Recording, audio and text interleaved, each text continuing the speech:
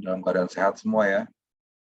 Malam ini kita akan membahas tentang kesadaran, kemungkinan kesadaran yang ada pada mesin ya. Pembicaranya ini seorang ahli komputer, Pak Teddy Lesmana. Teddy Lesmana ini menyelesaikan S3-nya di STF Diarkara dan disertasinya membahas tema yang akan kita bahas malam ini. Nah, ini menarik ya, filsafat itu dari perspektif ahli komputer kayaknya. Oke, kalau kita bicara tentang kesadaran yang mungkin kalau dalam sejarah filsafat itu atau yang kontemporer ya, sejauh pembacaan saya kita akan bahas misalnya John Searle, Daniel Dennett, itu semua membahas apa itu kesadaran dan terutama dalam kaitannya dengan sesuatu yang di luar manusia ya, misalnya benda-benda, apakah benda-benda itu sadar, dan terutama komputer di sini. Saya sendiri pernah bahas tentang kesadaran dalam kaitannya dengan kecerdasan artifisial di jurnal Ultima Humaniora ya, dan di situ saya melihat kalau ada kesamaan antara bagaimana kita melihat kesadaran pada mesin dibandingkan dengan filsafatnya Heidegger. Jadi ternyata kita melihat kesadaran sejauh kesadaran itu dapat memahami bahasa. Nah itu yang saya pernah bahas juga di situ.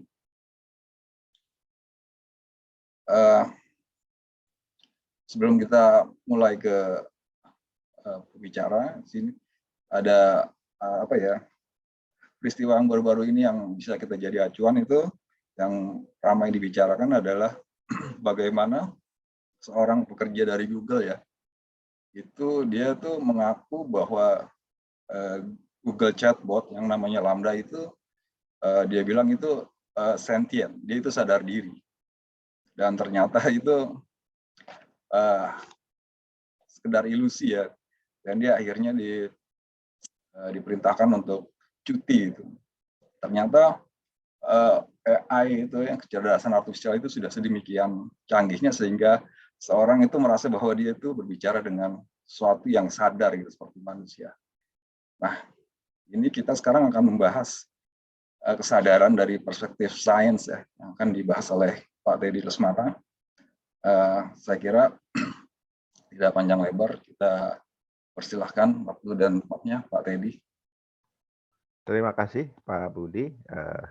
Sudah sedikit ada singgungan tadi Pak Budi sudah memberi pengantar. Kebetulan tadi yang Pak Budi sampaikan juga sudah saya kutip, nanti kita lihat bersama ya. Ini saya coba share dulu ya ininya, materinya.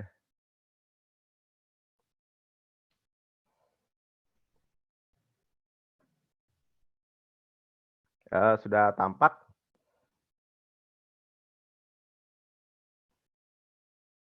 Halo, sudah tampak Pak Budi? Iya, sudah. Ya, bisa ini full screen aja. Ini sudah full screen. Bagaimana sudah? Sudah full screen? Di slide-nya ya. Ya, ini gambarnya memang tidak full screen, tapi yang gitu, ya. Baik, ini saya langsung saja ya. Ini saya mau putarkan sedikit video ya. Ini video 2018 tentang Google Now ya, Google Assistant. Nah, ini sebagai pengantar dari abstrak yang mungkin Ibu Bapak sekalian sudah lihat di flyer ya. Ini kita tonton sebentar. Kalau seandainya ini suaranya tidak tidak muncul, mungkin bisa diperhatikan ininya saja, subtitle-nya ya, seperti itu.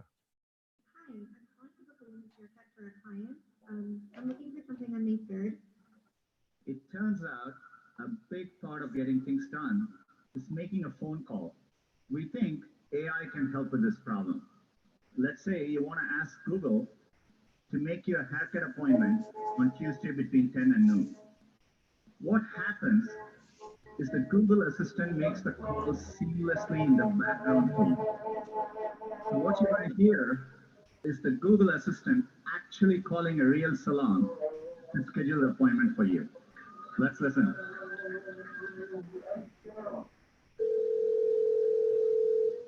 How can I help you? Hi, I'm calling to book a women's haircut for a client. I'm looking for someone hair. Mm-hmm. Sure, what time are you looking for around?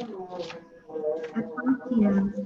We do not have a 12 p.m. available. The closest we have to that is a 1:15. Do you have anything between 10 a.m. and 12 p.m.? Depending on what service she would like, what service is she looking for? Just a woman's haircut for now? Okay, we have it. Okay, what's your first name? The first name is Lisa? Okay, perfect. So I will see Lisa at 10 o'clock on May 3rd. Okay, great. Thanks, great. Have a great day. Bye.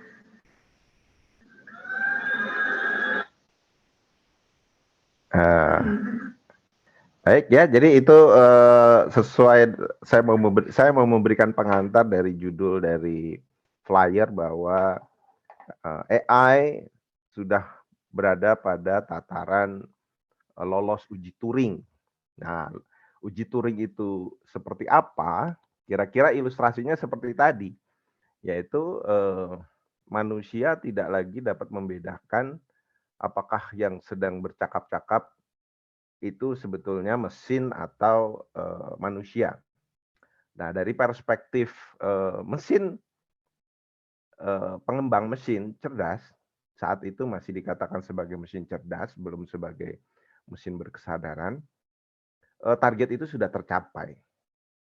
Jadi, bagi Turing itu sudah cukup, ya. Nah, sedikit kita lihat beberapa perkembangan terkini yang saya rasa ibu bapak sekalian sudah cukup familiar ya, bagaimana teknologi Sophia ini 2016 ya itu menunjukkan perkembangan bagaimana tahapan-tahapan sampai uji Turing itu pada akhirnya sudah dicapai ya. Kemudian ada AI, face swap, deepfake ini 1997 sampai 2017 dan terakhir ini GPT-3 AI chatbot dengan ilustrasi metahuman ya. Ya kita sudah akrab dengan ilustrasi visual yang seperti ini pada game komputer gitu ya. Tetapi ini sekarang dikombinasikan dengan AI chatbotnya. Nah, sebetulnya GPT-3 ini mirip dengan Lambda yang tadi sudah disampaikan. Hanya saja pengembangnya berbeda ya. Ini GPT-3 kalau tidak salah ini open source.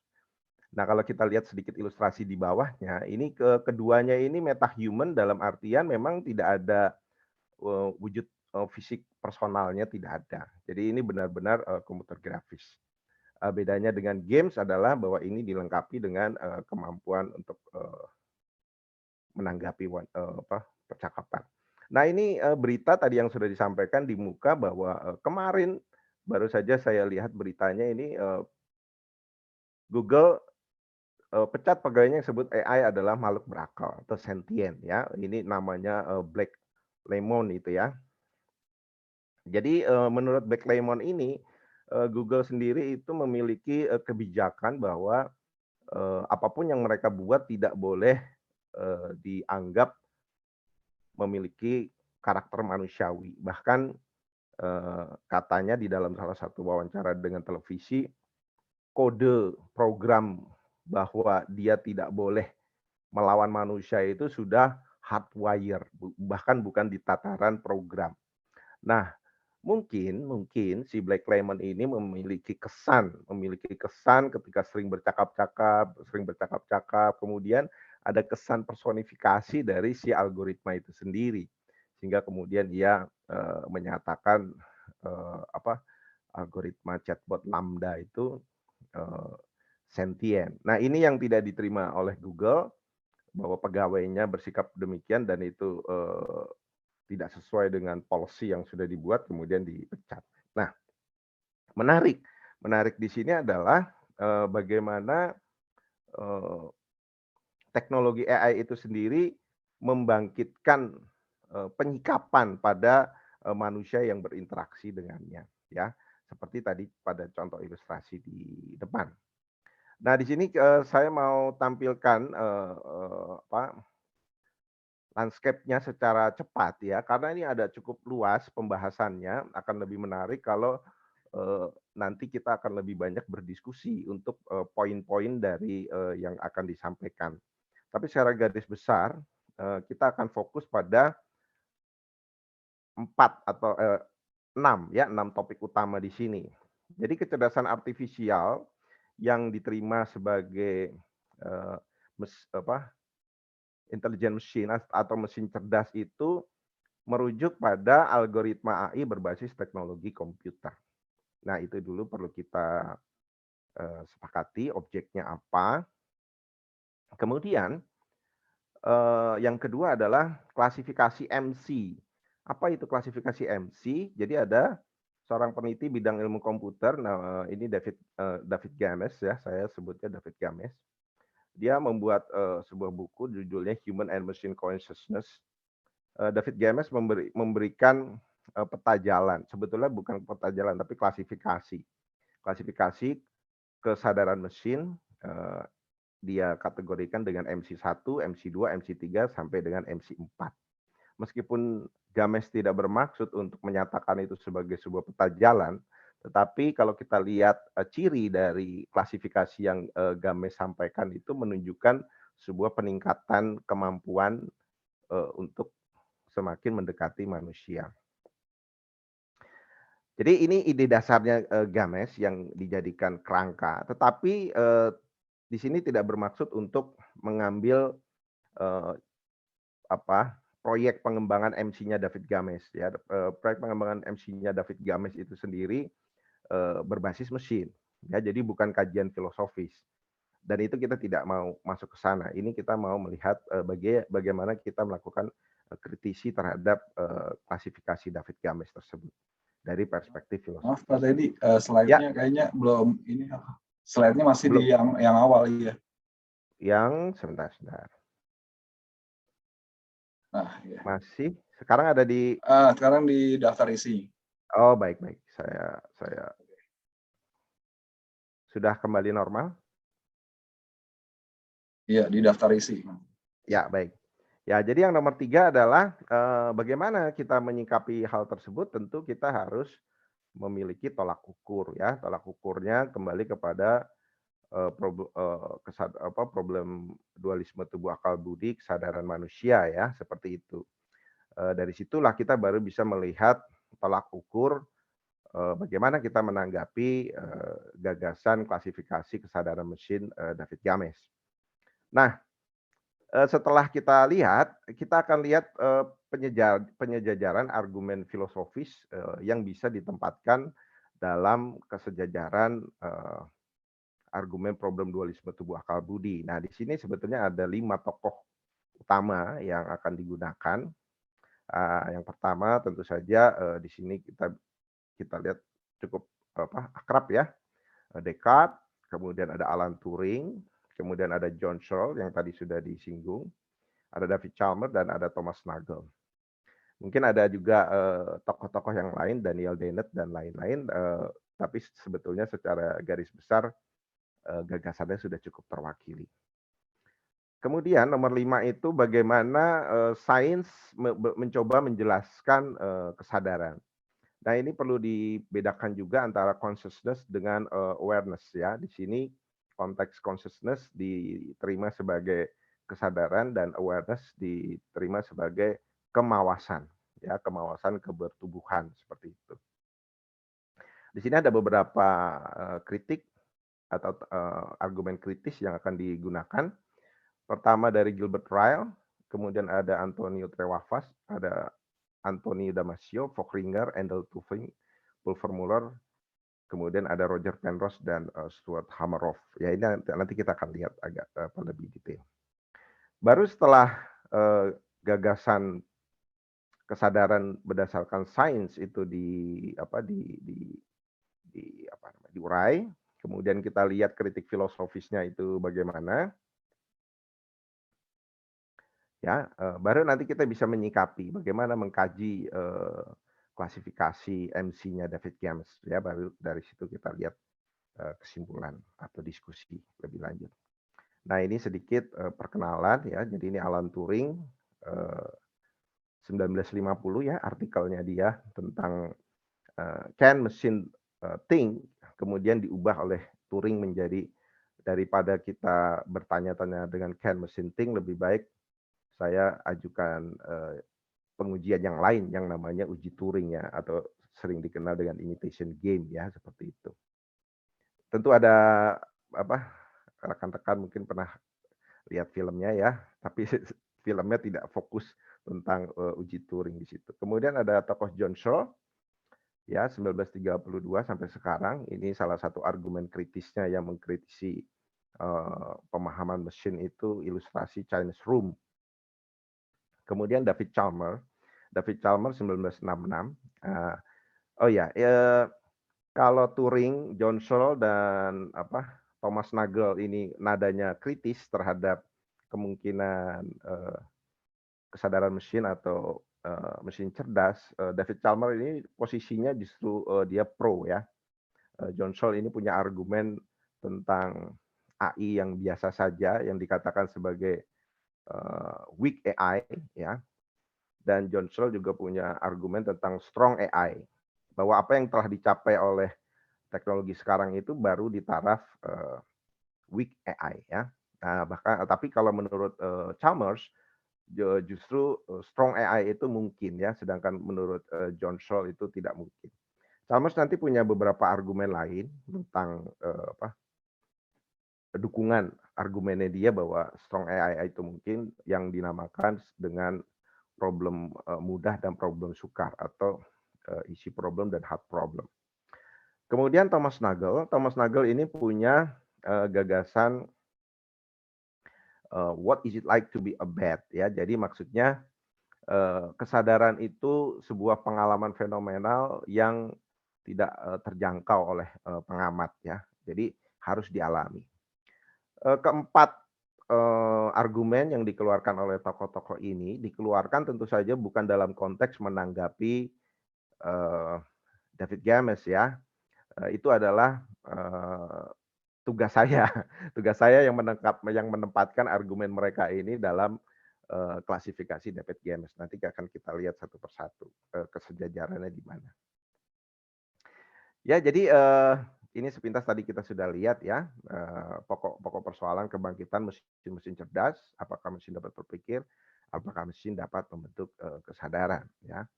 Kemudian pemetaannya itu ya ada 4 yang dilakukan oleh David Games untuk pemetaan MC, yaitu MC1 itu menekankan pada perilaku yang diasosiasikan dengan kesadaran. Kemudian MC2 AI atau strong AI yang menekankan pada pemahamannya. Kemudian MC3 itu yang fokus pada struktur pembentuk kesadaran ya. Struktur maksudnya struktur mesin cerdas yang memungkinkan terbentuknya kesadaran. Kemudian MC4 yang fokus pada pengalaman fenomenal kesadaran. Ya, jadi David Games ini sebetulnya dia hanya bilang MC1, MC2, MC3 dan MC4 itu saja. Nah, kemudian saya menempatkan bahwa MC1 itu dapat disejajarkan dengan argumennya Turing, dengan uji Turingnya. Kemudian MC2 pemahaman itu dapat disejajarkan dengan argumennya John Searle dengan namanya. Kayaknya ini masih di daftar isi, Teddy. Oh, sebentar.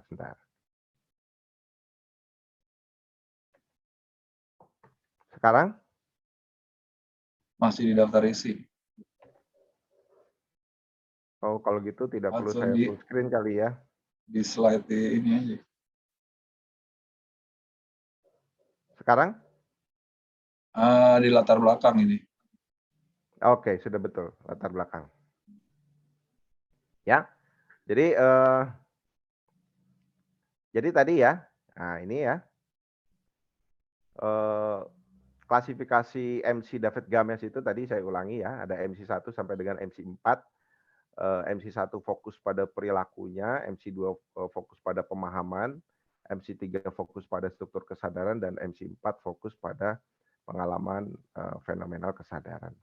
Nah, ini kalau disejajarkan dengan konstruksi kritis argumen filosofis problem tubuh akal budi, itu sejajar dengan pertama saya tunjukkan yang behaviorisme dulu. Ini sejajar dengan MC1 dari David Games, dan ini juga dapat disejajarkan dengan argumennya Turing untuk imitation game. Kemudian fungsionalisme, problem tubuh akal budi dalam argumen fungsionalisme itu dapat disejajarkan dengan MC2-nya David Games dan juga argumen kritisnya John Searle. Ya, di situ nanti ada Chinese Room, ada intensionalitas pemahaman ya, atau pemahaman intensionalitas. Kemudian ada argumen naturalisme biologis dan speech act atau tindak tutur. Kemudian ada argumen problem ada argumen problem tubuh akal budi, fisikalisme, ini dapat disejajarkan dengan MC3-nya David Games dan juga argumen David Chalmers ya tentang struktur kesadaran. David Chalmers ini punya argumen tentang zombie world ya untuk menunjukkan argumen dia tentang logical supervenience ya. Untuk mendukung gagasannya dia tentang dualisme properti, ya, kebertopangan, supervenience, kemudian emergence kesadaran, kerecupan kesadaran, hukum psikofisis dan invariant organization atau pengaturan invarian. Dan terakhir adalah akal budi lain, ini sejajar dengan MC4 dari David Games dan gagasannya Thomas Nagel tentang what is it like to be a bat, bagaimana pengalaman kesadarannya itu tidak dapat langsung dialami oleh si pengamat. Jadi di sini ada penekanan ya tentang kesadaran fenomenal, privat subjektif melawan privat objektif, pengalaman otentik dari subjek. Meskipun di sini Thomas Nagel menekankan pada Thomas Nagel sebetulnya bukan menekankan pada penolakan kemungkinan kesadaran mesin. Argumen Thomas Nagel ini lebih dipusatkan pada anti reduksionisme ya. Yang menarik bahwa John Searle, David Chalmers dan Thomas Nagel ketiganya ini mendukung temuan-temuan neuroscience. Ketiganya mendukung temuan neuroscience, namun ketiganya menolak reduksionisme. Nah, itu perlu ditekankan di sini. Ketiganya menerima temuan neuroscience, namun ketiganya menolak reduksionisme, bahwa kesadaran dapat dijelaskan sebatas sinapsis-sinapsis pada neuron. Nah, karena posisinya mereka yang demikian, mereka memiliki argumen yang beragam, ya. Mulai dari kalau secara kronologi waktunya, John Searle memiliki argumen yang berbeda, kemudian ditanggapi oleh Thomas Nagel memiliki argumen tentang what is it like to be a bat, ditanggapi oleh John Searle dengan semantik pemahaman, dan kemudian terakhir ditanggapi oleh David Chalmers dengan dualisme propertinya, seperti itu. Ini slide bisa dilihat ya, penelusuran kesadaran. Oke, bisa. Pak Budi. Slide sudah saya ganti nih. Iya, sudah Pak tadi. Penelusuran kesadaran. Oh, baik. Ya. Ya, bagaimana memulainya ya, dari tolak ukurnya dari mana? Tolak ukurnya dari tentu saja di sini kita meminjam Descartes ya. Tentu saja banyak argumen lain bisa memulai dari misalkan Merleau-Ponty juga bisa. Hanya saja di sini karena mau dilakukan penyejajaran antara algoritma berbanding dengan rumusan kesadaran ya. Jadi bukan kesadaran itu sendiri tetapi rumusan kesadaran atau ekspresi kesadaran Descartes dalam bentuk cogito ergo sum ya. Di situ mau dilihat apakah rumusan kesadaran Descartes itu memiliki akar persoalan teks ya, seperti itu. Nah, intuisinya dimulai dari kritik analitik Gilbert Ryle ya tentang kekeliruan kategori rumusan cogito ergo sum. Ya, di sini ya dinamakan kategori mistake Ini dijadikan salah satu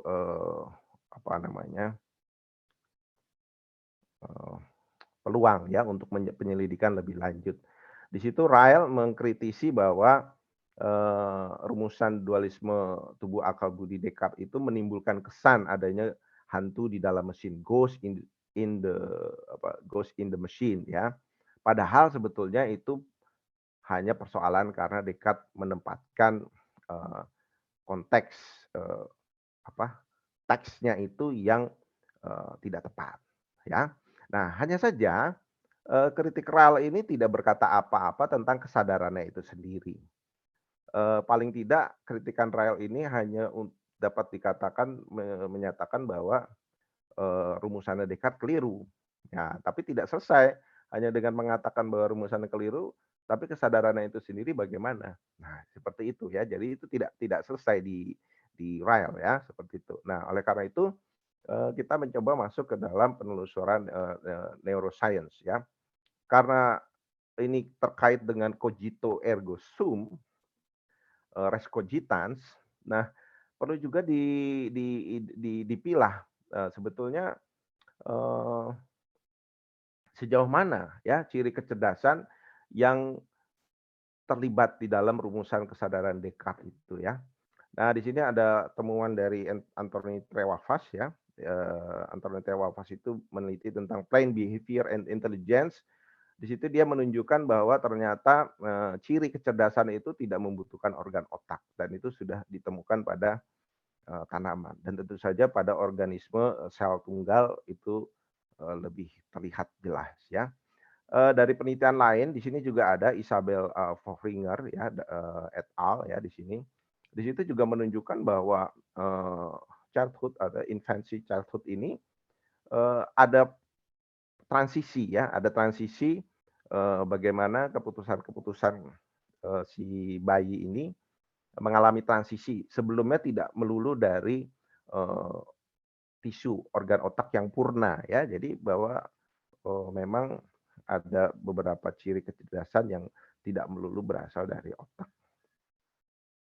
Nah, kemudian ada juga kritik neurofisiologis dari Antonio Damasio. Ya, Antonio Damasio ini menunjukkan bahwa prinsipnya begini, Antonio Damasio menunjukkan bahwa keputusan dalam hal keraguan-raguan Descartes itu sebetulnya melibatkan kebertubuhan ya, dalam hal ini adalah otak. Di situ Damasio menunjukkan ada tiga model keputusan yang dilakukan oleh tubuh, yaitu yang sifatnya otomatis, misalkan jantung begitu ya, peredaran darah. Terus yang kedua jenis refleks, misalkan mau kejatuhan sesuatu atau kena api. Dan yang ketiga adalah jenis pertimbangan.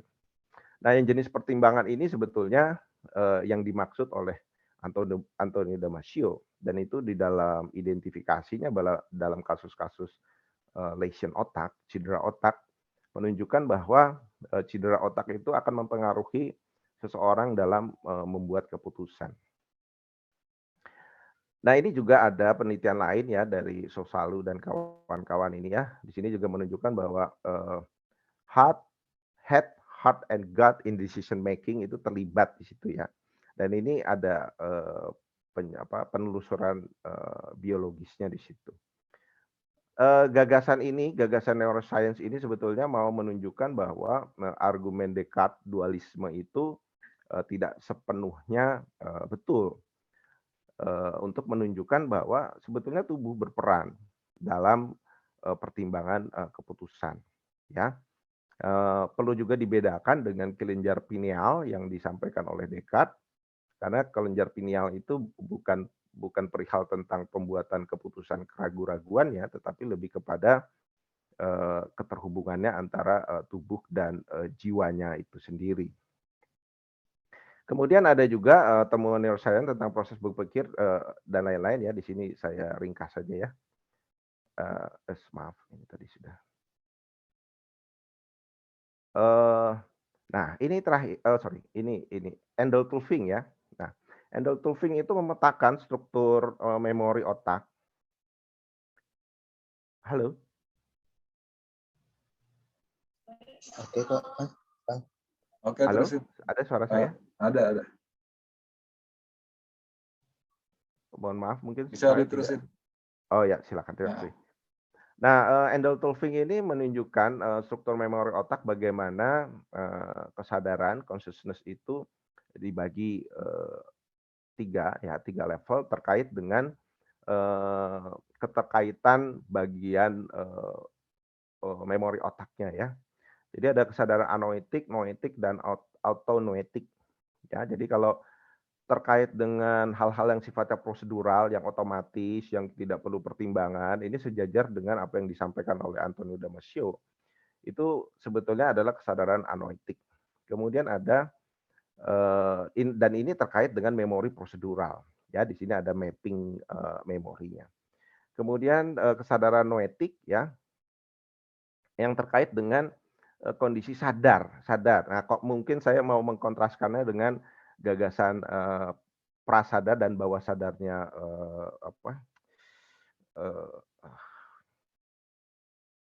kok saya lupa ya, Freud. bawah sadar itu ya, Sigmund Freud. saudara tahu ya. Jadi di sini sadar ya, bukan bawah sadar ya. Freud, maksud saya Freud ya. Jadi kesadaran noetik ini terkait dengan memori semantik. Ya, jadi pada saat saya saat ini lagi berbincang-bincang atau Descartes lagi berpikir, itu sebetulnya terkait dengan lokasi memori semantiknya Descartes itu sendiri ya. Seperti itu, kira-kira begitu ilustrasinya. Dan autonoetik ya. Ini terkait dengan memori episodik ya. Memori episodik itu gagasan-gagasan abstrak ya, yang misalkan saya berpikir tentang pengalaman saya minggu lalu. Nah, itu aksesnya itu ke memori episodik, bukan ke memori semantik. Nah, seperti itu. Nah, terakhir ini juga penting, yaitu temuan dari Friedemann-Pulver-Müller. Ya, Friedemann-Pulver-Müller itu memiliki hasil penelitian yang kira-kira diistilah dengan words in the brain. Ya, words in the brain itu gagasannya adalah how neurons make meaning, brain mechanism for embodied and abstract symbolism, symbolic semantic. Jadi yang dimaksud oleh Pulver-Müller adalah untuk setiap kata dia memiliki topografi konektivitas di dalam tisu organ otaknya ini sendiri. Nah, Pulver-Müller memetakan beberapa jenis kata ya, tidak semua kata ya. Ada beberapa kata ya, di sini ada general leksikosemantik, ada kata yang terkait dengan face atau mulut ya, pergerakan mulut. Kemudian ada kata yang terkait dengan pergerakan arm, hand, leg, foot, dan shape, square. Nah, ini semua dipetakan oleh Pulver-Müller. Pulver-Müller memetakannya begini. Pertama, kita berbicara atau melakukan tindakan kata itu, kemudian dilihat gerakannya.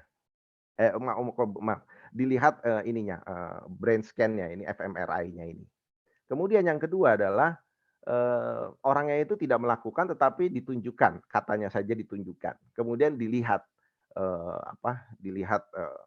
ini namanya topologi rakitan ya, itu sel-selnya di situ. Ya, jadi di situ Pulver-Müller mengambil kesimpulan bahwa ada asosiasi topografi sel-sel neuron untuk setiap kata-kata tertentu. Ya, jadi kata abstrak, kata tindakan, kata gerak yang melibatkan gerakan lidah, mulut, dan sebagainya itu ada asosiasinya. Nah, dengan demikian bahwa aku berpikir maka aku ada dan seterusnya itu sebetulnya ada penempatan struktur neurobiologisnya di dalam struktur otak ya, seperti itu. Tetapi bukan berarti bahwa untuk semua kata di situ ada padanannya. Jadi untuk pemaknaan kata dasar ini tetap melibatkan juga kata gramatikal, yaitu kata dalam term struktur kalimat ya, seperti misalkan aku berpikir maka nah ini maka ini asosiasinya ada pada pemaknaannya pada struktur gramatikalnya seperti itu. Nah, sampai di sini Tidak selesai. Seandainya pun bahwa rumusan kesadaran Descartes itu dapat dijelaskan sampai pada tataran, eee, neurofisiologisnya, hal tersebut hanya menjelaskan bahwa, abstraksi rumusan kesadaran Descartes sebetulnya memiliki basis neurofisiologis, hanya sampai di situ. Bagaimana dengan fenomena kesadarannya itu sendiri? Ya, itu tetap tidak dapat dijelaskan di sini. Nah, di sini, ada suatu, eee usulan penemuan atau usulan penjelasan, ya sebetulnya ini berasal dari, Roger Penrose, di sini ada Roger Penrose di sini, yang di sebelah kanan ini Sir Roger Penrose ya, dan yang sebelah kiri ini Stuart Hameroff. Roger Penrose ini seorang matematikawan, berkebangsaan Inggris ya, juga fisikawan. Stuart Hameroff ini, profesor, anestesi. Nah, Roger Penrose ini melakukan sebuah interpretasi kebalikan dari, eee, dalam percobaan fisika itu ada percobaan namanya, double slit experiment ketika atom dalam sebuah, fisika klasik ya, eee, bisa berubah ke dalam, fisika kuantum ya. Hanya saja ketika realitas kuantum itu diobservasi, dia akan, runtuh kembali menjadi, fisika klasik. Nah, Roger Penrose membalik, interpretasi tersebut, bahwa kalau kesadaran dapat meruntuhkan realitas, kuantum menjadi realitas klasik, bagaimana kalau dibalik, realitas klasik menghasilkan kesadaran. Nah, itu sebetulnya gagasannya Roger Penrose, tetapi Roger Penrose tidak mengerti ini kira-kira bisa diterapkan di mana. Nah, sampai suatu ketika bahwa Stuart Hameroff membaca, eee publikasinya, ini bukunya ada di, Emperor's New Mind ya, dari Roger Penrose. Stuart Hameroff menyatakan bahwa, "Oh, mungkin yang Anda maksud adalah, mikrotubulus, itu yang sedang saya teliti. Saya sedang meneliti bahwa, bagaimana ada transisi orang kalau diberi anestesi, kemudian dia dari sadar menjadi tidak sadar." Ya, jadi, mikrotubulus itu, apa? Jadi mikrotubulus ini yang tampak sebelah kanan ini ya, mikrotubulus itu mungkin kita bisa bayangkan begini, kita punya, gelang mutiara ya, gelang mutiara kalau kita tumpuk jadi kayak paralon gitu ya. Nah, ini paralonnya seperti ini. Gelang mutiaranya itu sendiri terdiri dari mutiara-mutiara kecil. Nah, mutiara-mutiara kecil itu namanya mikrotubulin. Nah, ini susunannya itu mikrotubulus, jadi microtube ya, microtube. Nah, ini ada di dalam dendrit, ya, mikrotubulus ini ada di dalam dendrit. Gagasannya demikian, apabila, mikrotubulus ini mencapai suatu level ambang energi tertentu, maka realitas, eee, klasiknya akan menjadi realitas kuantum. Pada saat itulah terjadi di sini ada ini kalau saya gambar grafiknya saya perbesar. Ya, di situ ada momen diskrit kesadaran ya, kalau si Stuart Hameroff bilangnya dengan istilah bing bing bing bing gitu ya. Bing itu artinya maksudnya dia sadar sadar sadar. Itu ada ambangnya. Di sini saya juga lampirkan ada doi-nya kalau mau dibaca artikelnya ya. Nah, jadi, Stuart Hameroff, dan Roger Penrose ini merumuskan gagasan fenomena kesadaran itu sendiri adalah kontinuitas diskrit dari, eee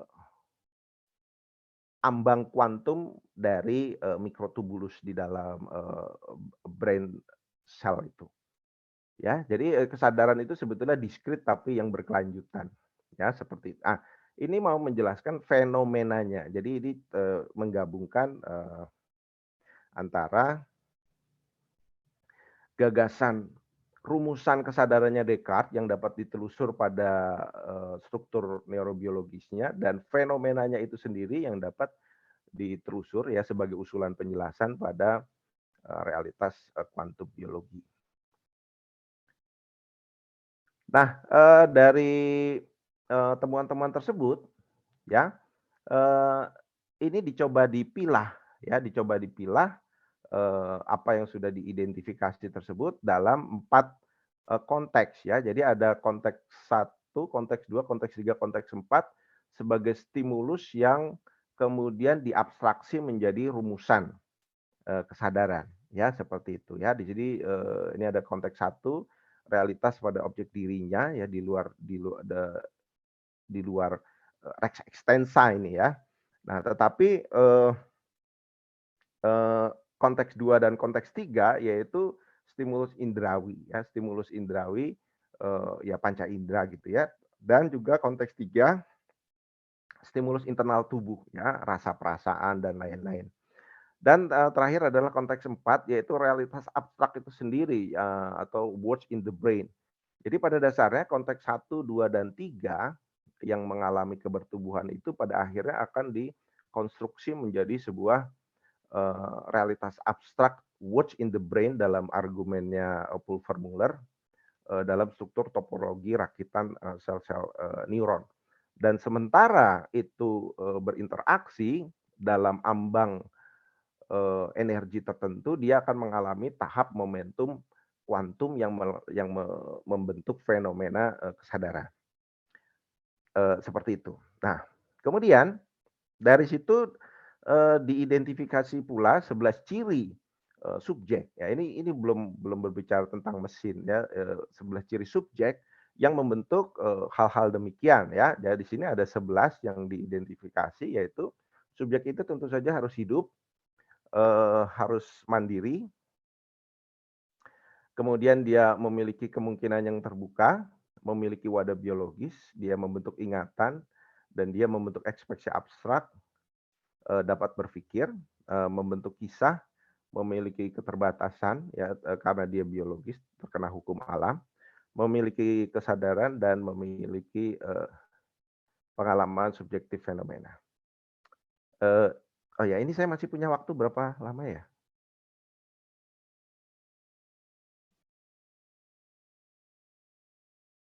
Masih sampai berapa menit lagi nih? Oh, Sekitar baik, 45 menit ya, Pak Ledi. Masih ada baik, kok baik, di baik, ini baik. aja. Nah dari sini kita sudah punya pendasaran ya, pendasaran penjelasan sains. Kemudian bagaimana menyikapi gagasan 4 MC-nya Games ya, seperti itu. Yang pertama, nah uji Turing mengasosiasikan perilaku mesin dengan manusia. MC1 nyatanya tidak membentuk kesadaran subjektif sama sekali. Ya, jadi mesin consciousness level 1 yang menurut klasifikasinya Games ini tidak membentuk fenomena kesadaran ya. Maka penyebutan yang tepat adalah M tanpa C ya. Jadi sebetulnya MC1 ini lebih kepada penyederhanaan istilah saja supaya sejajar MC1, MC2, MC3 sampai 4. Cuma ini perlu kita tekankan. MC1 melakukan proses sistem simbol yang dapat disejajarkan dengan sistem simbol neuron pada manusia ya. Jadi di mana ini? Ini kebetulan ini tidak saya bahas di sini ya, nanti boleh ditanyakan. Jadi algoritma program, kemudian ada struktur chip-chipnya ya, struktur encoding-nya dan sebagainya. Itu pada dasarnya hanya dapat disejajarkan sebagai proses sistem simbol ya. Bukan untuk diidentikan ya. Itu hanya disejajarkan sebagai di mesin ada proses sistem simbol dan di manusia juga ada proses sistem simbol. Kalau di manusia, proses sistem simbolnya itu sebagai words in the brain. Kalau di mesin, pada sistem encoding chip-chipnya. Materinya sendiri berbeda dan mereka keduanya melakukannya dengan cara yang berbeda. Nah, jadi sejajar itu tidak berarti untuk melakukan penyamaan atau pengidentikan. Kemudian MC1 tidak mencapai taraf kesadaran, namun demikian perilakunya memunculkan kesan adanya kesadaran. Dan sebetulnya ini sudah cukup bagi Turing karena Turing memang tidak berusaha untuk mendaku sampai ke tataran fenomena kesadaran itu sendiri. Nah, sekarang kita lihat MC2. MC2 ini perlu kita hadapkan pada argumen kritisnya John Searle. Target MC2 yaitu program komputer membentuk pemahaman setara manusia atau dengan istilahnya strong AI menurut John Searle ya. Namun John Searle menyatakan bahwa tidak. Kenapa? Karena algoritma pada dasarnya adalah perangkat keras dan perangkat keras ini bukan naturalisme biologis ya. Naturalisme biologis menjadi sebab Ya, John Searle membahasakannya dengan intentionalitas with T, ya. Itu adalah sebab dari semantik pemahaman. Hanya saja ya pemenuhannya bukan pada penyebabnya itu sendiri. Ya, pemenuhannya adalah dengan intentionalitas dengan S, yaitu pada struktur bahasanya. Ya, John Searle menyebutnya sebagai tindakan tutur. Ya, jadi verifikasinya John Searle ini, John Searle tidak mau mereduksi abstraksi gagasan ke dalam struktur neurofisiologis. Oleh karena itu, John Searle hanya menyebutkan bahwa struktur biologis atau naturalisme biologis manusia itu sebagai sebab, tetapi pemenuhannya pada struktur tutur tindakan. Ya, dengan demikian John Searle tidak melanggar argumennya dia sendiri bahwa dia tetap menolak reduksionisme, ya, seperti itu. Nah, kemudian MC3. Nah, MC3 ini pro ini agak sedikit rumit ya, karena Chalmers punya gagasan demikian ya. Buat Chalmers, strong AI itu mungkin. Ya, strong AI itu mungkin. Artinya susunan chip itu mampu membentuk kesadaran. Ya, bahkan ilustrasi ekstrimnya adalah begini. Botol-botol kaleng-kaleng minuman misalkan kaleng minuman itu ya karbo itu ya itu disusun begitu saja, tapi asal pengaturannya tepat itu bisa menghasilkan kesadaran. Ya itu gagasan ekstrim dari dari David Chalmers ya. Nah, argumennya apa? Argumennya adalah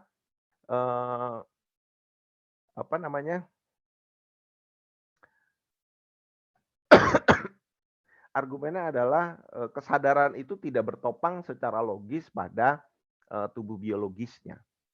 Ya, kok bisa begitu? Ilustrasinya adalah dunia zombie. Ini adalah argumen thinking eksperimen dari Chalmers. Chalmers menyatakan bahwa saya bisa berpikir bahwa ada makhluk sama persis seperti manusia, tetapi dia tidak memiliki kesadaran, yaitu zombie. Artinya kesadaran itu sendiri tidak bertopang secara logis pada tubuhnya, karena tubuhnya fisiknya sama, ternyata dia tidak berkesadaran, kira-kira seperti itu. Jika dan hanya jika argumen Chalmers itu mungkin bila mana ya ada hukum psikofisis ya. Ada hukum psiko yang berbasis pada fisisnya. Nah, karena bagi Chalmers kesadaran itu sifatnya fundamental layaknya seperti gravitasi, medan magnet yang sudah tidak dapat lagi direduksi. Sudah mentok. Jadi itu adalah sebuah realitas akhir yang tidak bisa lagi dijelaskan, hanya bisa dinyatakan dalam sebuah hukum. Ya, dan hukum itu usulannya Chalmers adalah hukum psikofisis. Nah, hukum psikofisis ini memungkinkan bahwa dengan prinsip pengaturan invarian, saya bisa menyusun apapun materinya, asal susunannya tepat dan itu bisa menghasilkan kesadaran. Nah, implikasinya adalah chip-chip silikon asal pengaturannya tepat itu dapat membentuk fenomena kesadaran layaknya seperti manusia. Nah, kemudian uji MC4 ya Thomas Nagel menekankan pada apa rasanya seperti saya menyadari ini orang lain tidak bisa tahu. Ya, apapun penjelasannya itu tidak bisa menjangkau bagaimana saya mengalami gitu. Nah, untuk ilustrasi ekstrimnya, Thomas Nagel menggunakan ilustrasi what is it like to be a bat? Bagaimana rasanya menjadi kelelawar? Tidak ada yang bisa tahu. Kenapa kenapa Nagel tidak menggunakan ilustrasi hewan yang lain? Karena Nagel ingin memberikan ilustrasi di satu sisi masih sejenis mamalia dengan manusia, tapi di sisi lain memiliki bentuk yang ekstrim berbeda. Sehingga kita benar-benar tidak tahu apa rasanya menjadi kelelawar tersebut. Sama saja halnya dengan apa rasanya menjadi saya, apa rasanya menjadi orang lain. Kita mungkin bisa mendeskripsikan, tapi apa rasanya itu kan harus dialami sendiri dan itu tidak bisa dan itu membuktikan bahwa itu tidak, eee, tidak bisa direduksi atau dijelaskan. Dan itu berarti, pada manusia itu menjadi privat subjektif dan pada mesin itu menjadi privat objektif. Bahkan pada mesin pun seandainya itu terjadi kita tidak bisa tahu bagaimana rasanya menjadi mesin, seperti itu. Dan ini, sebuah argumen yang sangat sulit ya karena tidak bisa diuji, seperti itu. Jadi kalau memang benar argumen si, Games itu MC4 itu mungkin, itu pertama bagaimana rasanya itu sulit, kedua mengujinya pun itu sebuah tantangan tersendiri. Itu, berikutnya ya, jadi, kembali jadi, gagasan ini menjalin refleksi filosofis kemungkinan kesadaran mesin dengan penjelasan terbentuknya momen kesadaran berdasarkan penemuan neuroscience ya, tentang ingatan dan jenis-jenis keputusan berbasis neurobiologis. Ya, jadi hubungan proses berpikir dan jaringan otak yang dirangkai dengan model neurolinguistik words in the brain dan hipotesis biologi kuantum. Ya, jadi, merasanya itu sendiri, diusulkan dapat dijelaskan secara sains. Rekonstruksi dan pengujian itu menghasilkan cara baru untuk membangun kaitan antara jenis-jenis stimulus dan realitas abstrak di dalam diri subjek, words in the brain maksudnya ya, yang berasosiasi dengan proses fisik pemaknaan kata di dalam, jaringan otak.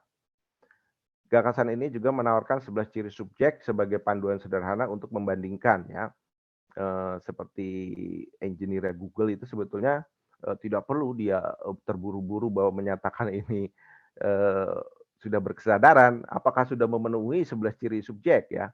Cuma nanti juga dapat dikatakan bahwa pun seandainya itu terpenuhi, mesin itu memiliki dalam tanda kutip "sensasi kesadaran", tidak serta-merta bahwa mesin itu, identik dengan manusia. Nah, ini penting juga ditekankan seperti itu. Karena ada beberapa ciri, pengembangan mesin yang sudah melibatkan, elemen-elemen, biologis ya, tapi tidak serta-merta bahwa mesin itu, membentuk kesadaran, yang identik dengan manusia. Ciri-ciri tersebut mengacu pada aspek objektif yang dapat ditelusur pada landasan materialnya, tetapi subjek juga memiliki aspek yang tidak dapat ditelusur secara, objektif ya, seperti dalam argumennya Thomas Nagel. Namun demikian ciri ini tidak final ya, realitas subjek amat dinamis. Dalam gagasan ini realitas dinamis ini ditinjau berdasarkan proses substrat, biologis dan proses fungsi kerjanya. Nanti ini bisa saya jelaskan lebih lanjut apabila ada pertanyaan. Gagasan kunci di dalam rekonstruksi sebagai kerangka kerja untuk menguji kemungkinan kesadaran mesin dalam pemetaan MC David Games berdasarkan proyek pengembangan mesin cerdas MC1 sampai dengan MC4.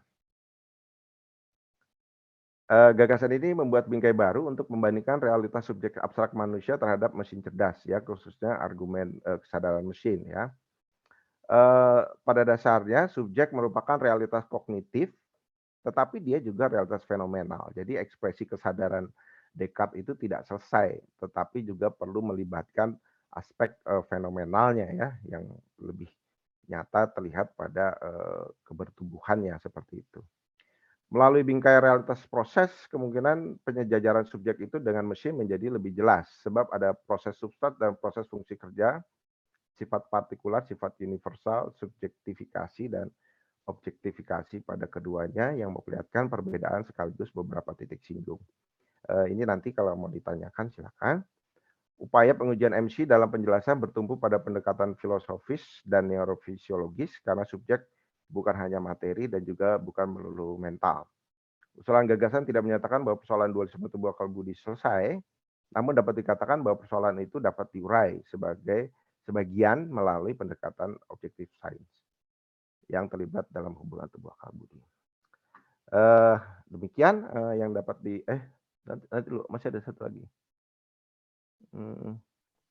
Oh ya, gagasan ini menjalin refleksi filosofis kemungkinan kesadaran mesin dengan penjelasan tentang terbentuknya momen kesadaran berdasarkan penemuan neuroscience. Jadi perlu dikatakan juga di sini sebagai momen karena itu kesadaran itu sendiri dalam penjelasan kuantum biologis adalah diskrit ya, diskrit kontinuitas diskrit consciousness.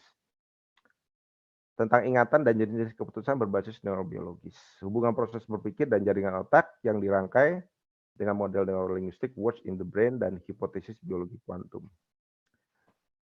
Rekonstruksi dan pengujian menghasilkan cara baru untuk membangun kaitan antara jenis-jenis stimulus dan realitas abstrak di dalam diri subjek menurut 4 kategori konteks ya, tadi sudah disampaikan. Gagasan ini juga menawarkan 11 ciri subjek sebagai pembanding ringkas, sederhana, dan mudah ya terhadap kesadaran mesin, dan ciri-ciri tersebut mengacu pada aspek objektif ya. Bukan berarti juga saya menyatakan bahwa tidak ada aspek objektif, tidak. Di sini hanya menyatakan bahwa ada aspek objektif yang dapat dijelaskan gitu. Seperti itu. 11 ciri tersebut tidak final, realitas subjek amat dinamis. Dalam gagasan ini realitas dinamis itu ditinjau berdasarkan proses substrat biologis dan proses fungsi kerjanya. Gagasan kunci di atas direkonstruksi sebagai kerangka kerja untuk menguji kemungkinan kesadaran mesin ya dalam peta klasifikasi kesadaran mesin David Games. Demikian apa yang dapat disampaikan, lebih kurangnya mohon dimaklumi. Terima kasih. Terima kasih Pak Teddy, ini pembahasannya cukup ensiklopedis ya tentang kesadaran. Cukup banyak dan perlu juga ya kita tahu ya bagaimana kesadaran dibahas secara sains gitu, dan kemungkinan kesadaran itu ada pada mesin seperti dijelaskan oleh David Games tadi. Oke, sekarang kita masuk ke sesi tanya jawab. Ini saya stop share dulu ya. Nah, ini ada Fodian ya yang ingin bertanya nih. Silakan Fodian, bisa di open mic. Ya, terima kasih Mas Budi dan Pak Teddy Lesmana. Saya mau tanya ke Pak Teddy itu ini lebih pertanyaan, lebih klarifikasi ke Pak Teddy sih.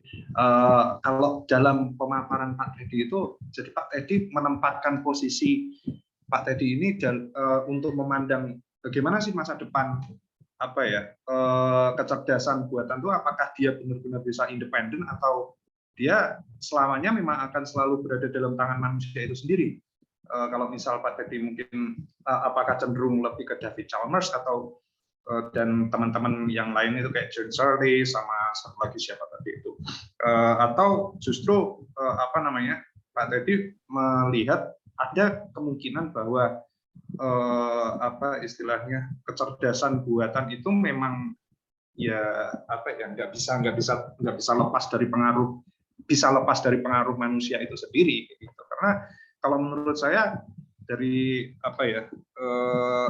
formulasi yang sudah saya susun dari argumen-argumennya Pak Teddy itu, kita sebagai manusia ya akan selalu berkuasa terhadap kecerdasan buatan itu sendiri. Jadi menurut saya argumen si David Chalmers itu ya nyambung juga sih, maksudnya masuk akal juga kayak gitu. Kalau melihat logikanya sekarang pengembangan kecerdasan buatan aja bergantung pada si teknisi itu sendiri. Kalau teknisi nanti itu merasa tersaingi, waduh nanti malah jadi repot kan, pekerjaan teknisinya hilang. Itu kalau bahasa awamnya kayak gitu kan.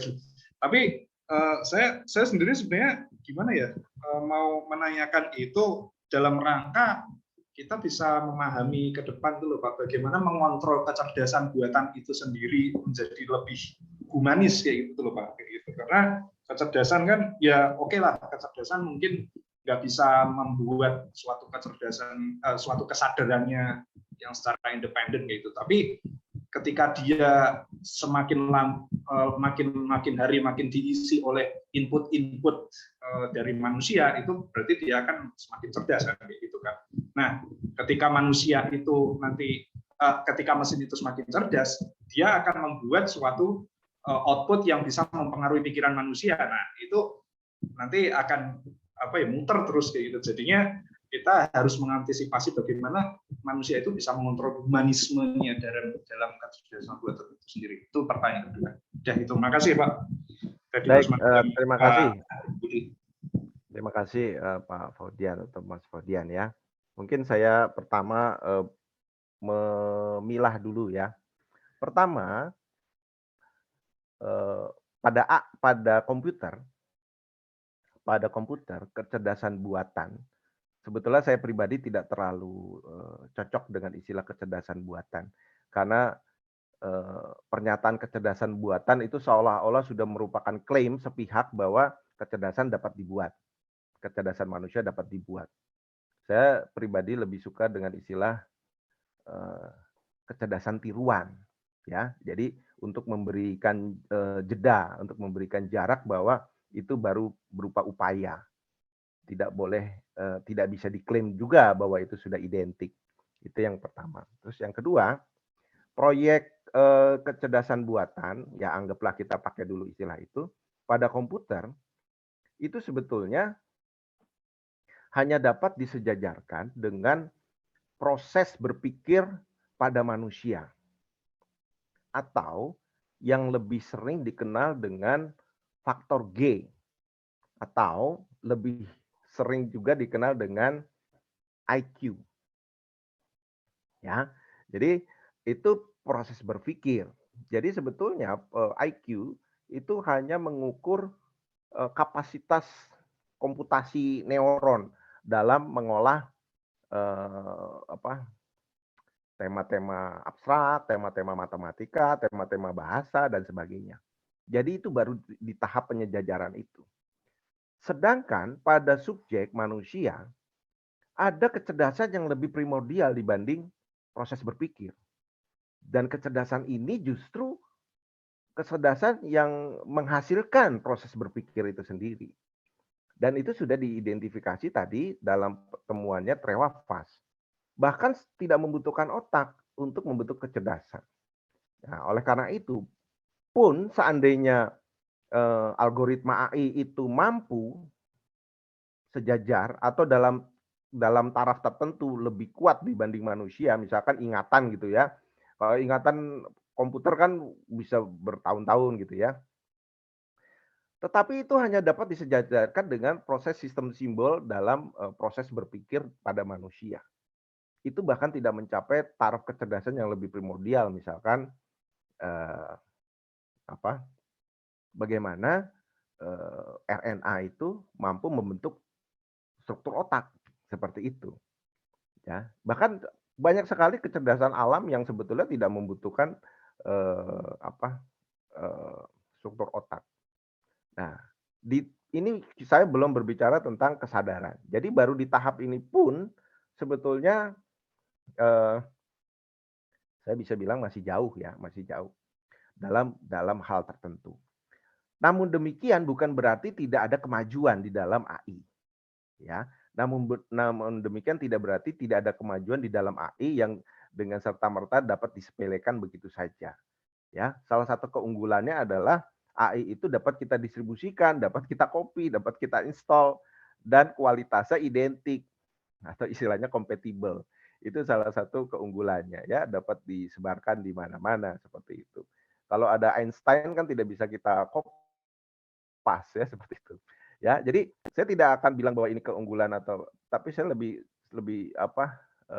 senang menyebutnya sebagai keunikan ya, atau karakter AI seperti AI pada mesin begini, karakter AI atau corak AI pada manusia, corak kecerdasan pada manusia demikian.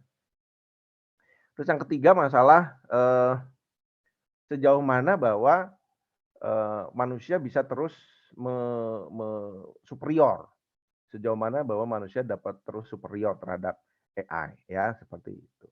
Saya rasa superiority-nya ini perlu ditempatkan dalam sebuah konteks ya, seperti itu. Kalau misalkan manusia menyerahkan segala macam jenis-jenis keputusannya pada AI, baik secara sadar ataupun tidak sadar, artinya manusia menyerahkan superioritasnya sendiri. Seperti itu ya.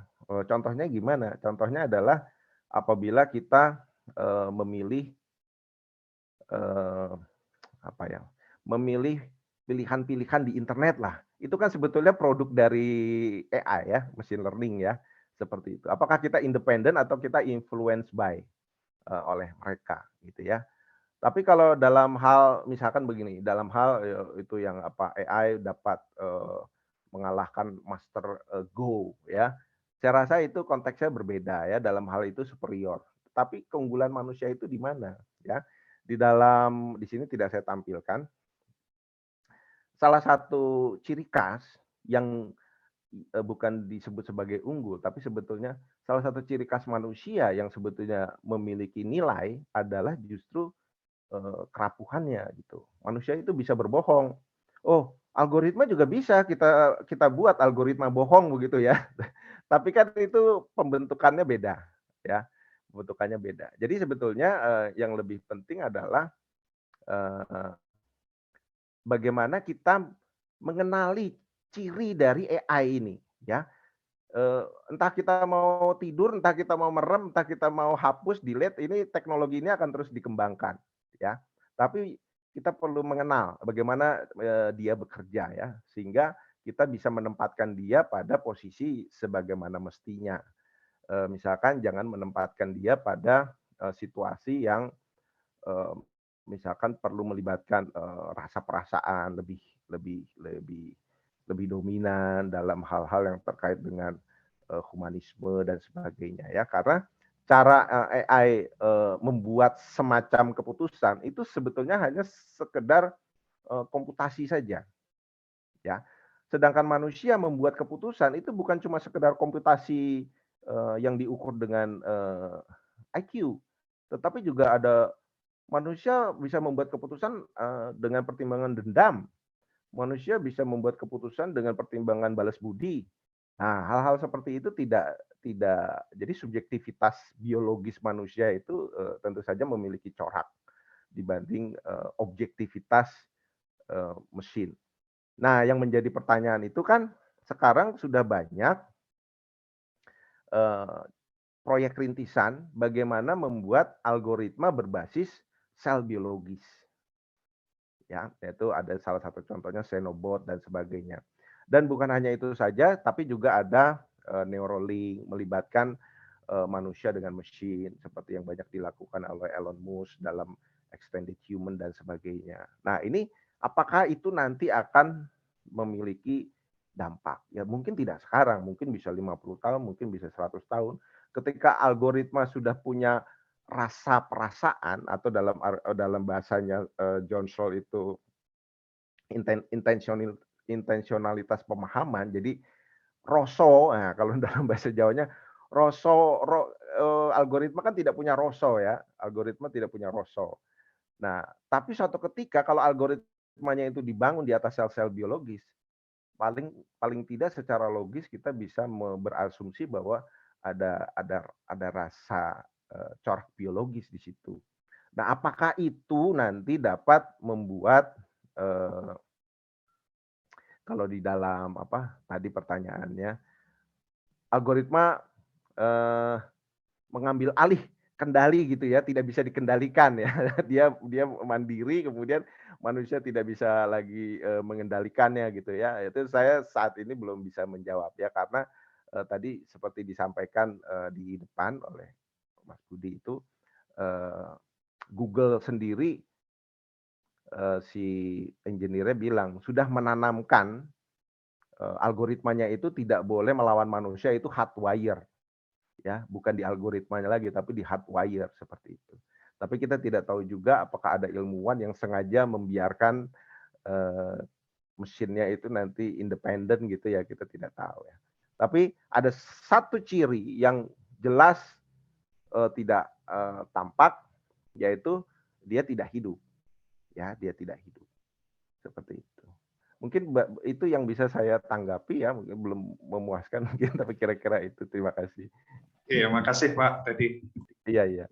Kalau bahas kecerdasan artifisial ini bisa panjang ya. Iya. Ini saya ada sedikit ini semacam bukan pertanyaan sih. sebenarnya si David Games ini kan kalau dalam sejarah filsafat itu ada diskurs ya, ada diskurs tentang kesadaran gitu. Misalnya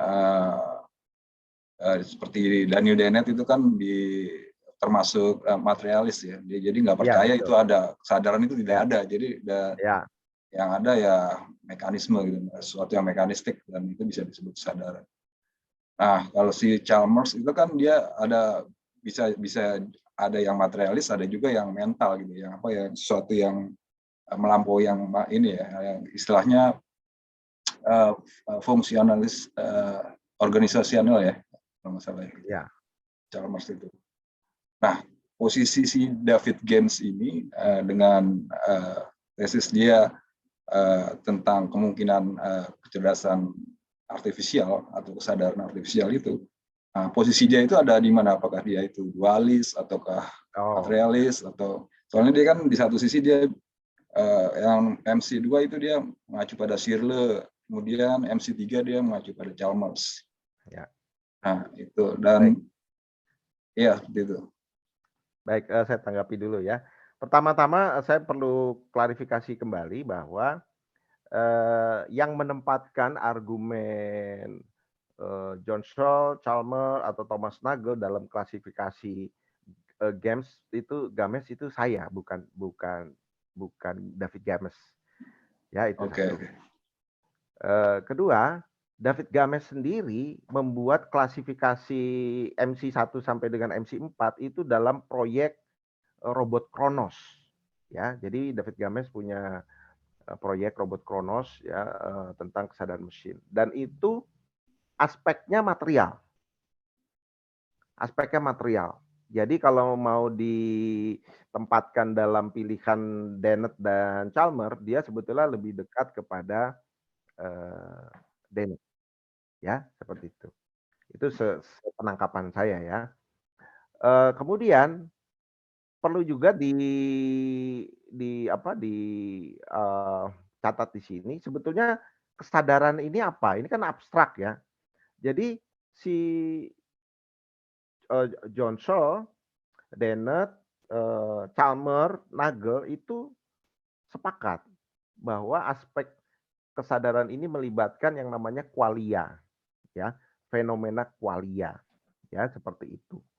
Jadi ini perlu dibedakan dengan misalkan lengan saya kena api, itu bukan kesadaran, ya. Lengan saya kena api itu bukan kesadaran. Kemudian sakit, ya, nyeri, ya, itu bukan kesadaran. Itu awareness. Itu diterima sebagai awareness. Nah, kalau demikian bagaimana membedakan qualia sebagai awareness dan qualia sebagai consciousness? Nah, ketiganya atau keempatnya sepakat bahwa bukan berarti ya, ini bukan berarti ya, bukan berarti mengabaikan kebertubuhan ya, tidak. Ketiganya sepakat bahwa konteks consciousness di sini merujuk pada qualia pada brain. Ya, qualia pada brain. Nah, hanya saja Dennett itu sepanjang yang saya tahu, saya tidak terlalu menekuni Dennett. Sepanjang yang saya tahu, Dennett itu reduksionis. Artinya sepanjang tadi penjelasan saya sampai dengan tataran kuantum biologi, Dennett kemungkinan besar akan menerima itu. Begitu saja. Karena buat Dennett itu semua reduksionis dan semua dapat dijelaskan. Nah, persoalannya adalah John Searle, Chalmers, dan Nagel, meskipun sama-sama dan Dennett sama-sama menerima ilmu pengetahuan neuroscience, tetapi mereka bertiga menolak penjelasan reduksionis. Nah, itu persoalannya. Nah, kalau saya mulai dari Chalmers deh. Chalmers, meskipun itu bisa dijelaskan sampai ke tataran neurofisiologis, Chalmers tetap menolak bahwa qualia, fenomena pengalaman kesadaran itu dapat diurai sampai ke tataran materialis. Itu Chalmers tetap menolak itu. Kemudian dia mengajukan argumen dualisme properti. Jadi neurofisiologis memiliki dua properti, properti material dan properti yang non material. Yang non materialnya itu tidak bisa dijelaskan dengan sains fisika, sains biologi, tetapi yang properti kualia kesadarannya itu hanya bisa dijelaskan dengan hukum psikofisis. Karena realita itu bukan realita fisika dan bukan realita materi, itu adalah realita fundamental lain yang belum ada hukumnya, kira-kira begitu argumentasi Chalmers.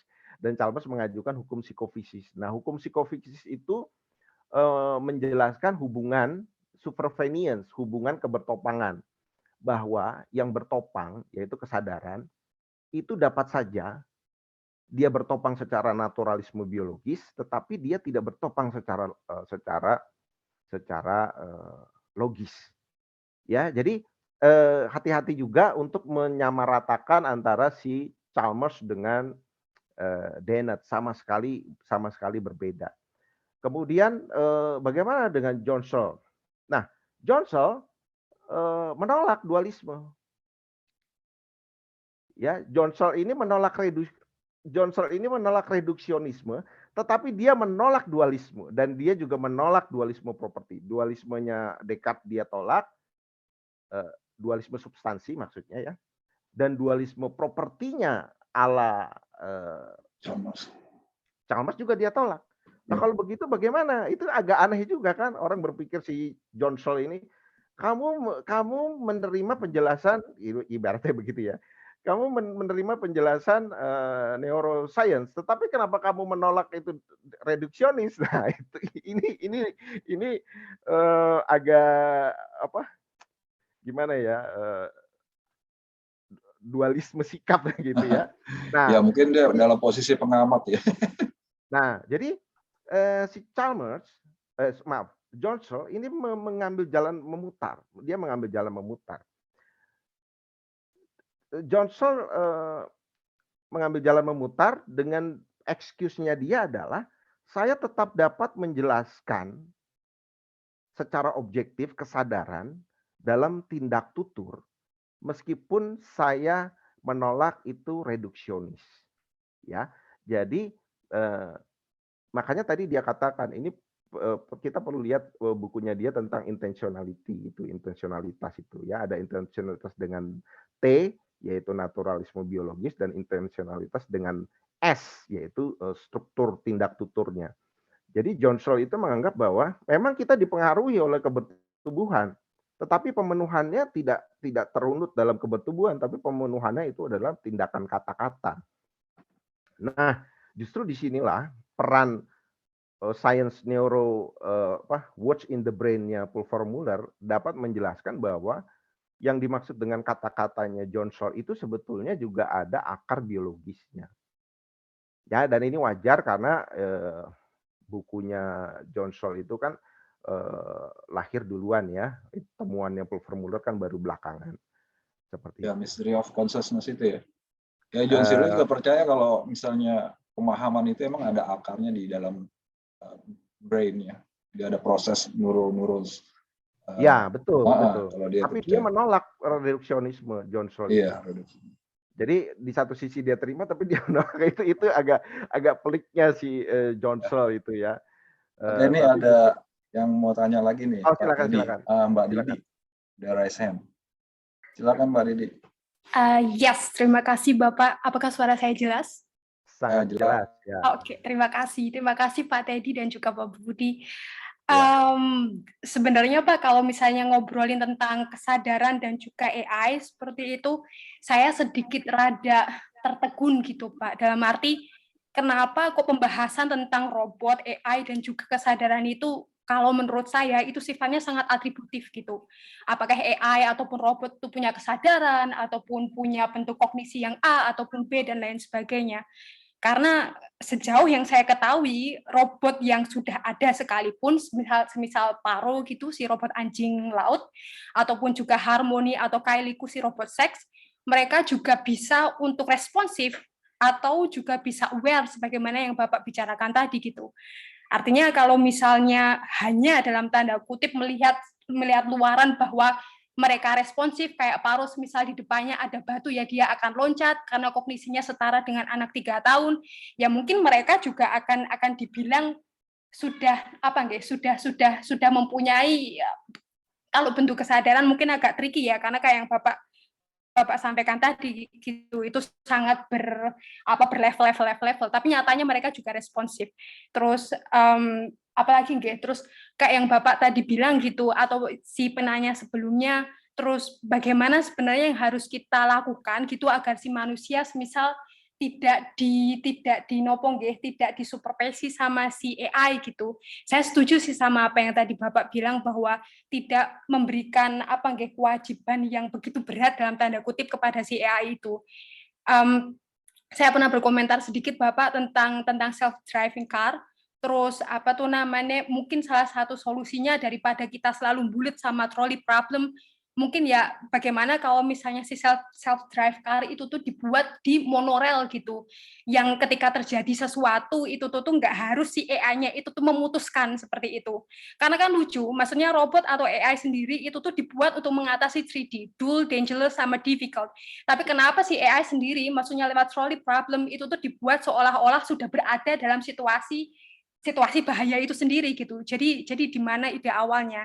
Mungkin Bapak terakhir yang pengen saya tanyakan, mungkin nyambung sama pertanyaan sebelumnya, mungkin kalau misalnya kita mau berandai-andai, oh iya bahwa si AI itu udah mempunyai kesadaran, terlepas dalam bentuk kesadaran apapun seperti itu, yang saya interestin adalah bagaimana gitu peran Indonesia ataupun peran Bapak Teddy Lesmanas filosofi semisal itu tuh dapat membuat semacam prinsipal untuk emerging technology gitu Pak, yang itu pasti bersentuhan dengan AI atau robot itu sendiri.